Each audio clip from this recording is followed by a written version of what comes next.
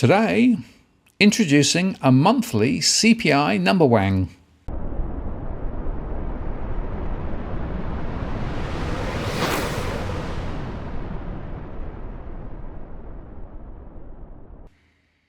Hello again, it's Martin North from Digital Finance Analytics. Welcome to this post covering finance and property news with a distinctively Australian flavour.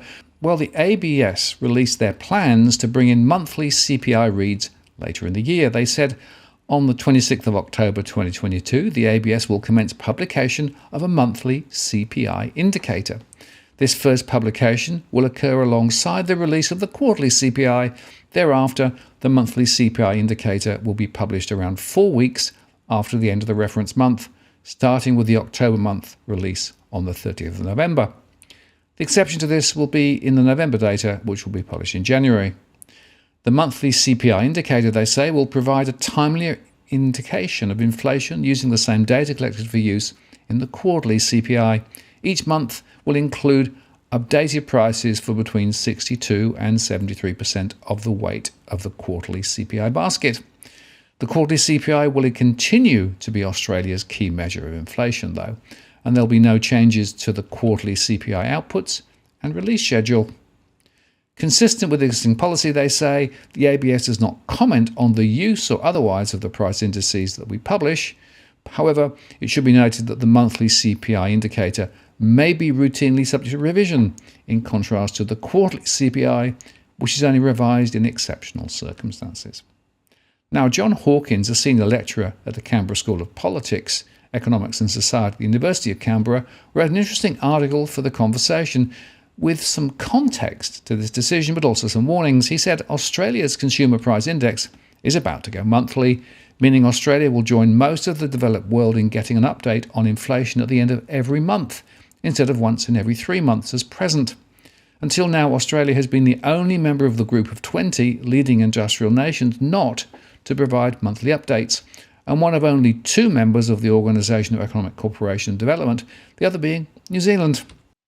Now, it's been a particular concern for the Reserve Bank, which meets monthly, to set interest rates based on its assessment of inflation, but they get the inflation figures only quarterly and with a lag. Many of the prices are collected monthly but not published until as much as 3 months later, and then only as part of a quarterly average, the bank complained in one of its missives to the Bureau of Statistics. In fact, in June, the governor told a Swiss audience about Australia's, quote, bad difference, and was met with incredulous giggles. You may laugh, he said. Until now, it's been too expensive to produce monthly figures, and traditionally many of them have been collected by hand through Bureau of Statistics shadow shoppers, entering supermarkets and other stores and writing down the prices they see, or recording them on handheld devices. But scanner data, web scraping, and reports from service stations on petrol prices and real estate agents on rents have automated much of the process. Choose's information paper said that items making up to 43% of the Consumer Price Index are already collected monthly or more frequently. The new monthly index, to be published alongside the quarterly index, will include updated prices for items comprising between 62 and 73% of the quarterly index. But it will be more volatile and will not always be a better guide. A dummy run presented on Tuesday showed that in early 2022, a monthly index would have provided advance warning that inflation was rising. But in late 2019, early 2020, the monthly index suggested inflation was rising sharply, when the quarterly index turned out not so. The monthly swings often reflect swings in the volatile prices, such as petrol and fruit and vegetables, rather than underlying trends, and the prices of things such as international travel move in a sawtooth pattern.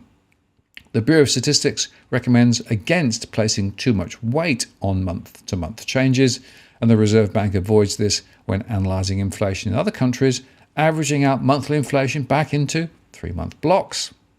In the US last month, the net price increase was 0, but it didn't portend annual inflation of 0. And the Melbourne Institute already produces a monthly Australian inflation gauge because it's not much quoted, perhaps for this reason.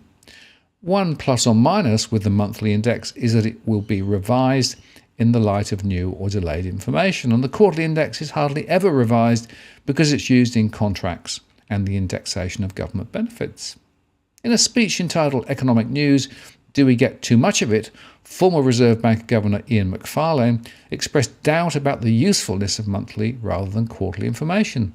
He says it enabled reporters to report how something soared one month and then plunged the next before soaring again, but could disguise rather than reveal what was really happening.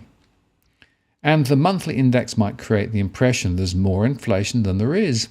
Behavioral economics says people are loss averse. They pay more attention to bad news than good news, and the monthly figures will present inflation news 12 times a year. The media always amplify things, and when the monthly change is high, they might succumb to the temptation to annualize it, multiplying by 12, presenting an alarming but misleading picture, and not bother when monthly inflation is low. So in fact, the Reserve Bank's task of restraining inflationary expectations might be about to become harder. I'm Martin North from Digital Finance Analytics. Many thanks for watching, and I'll see you again next time.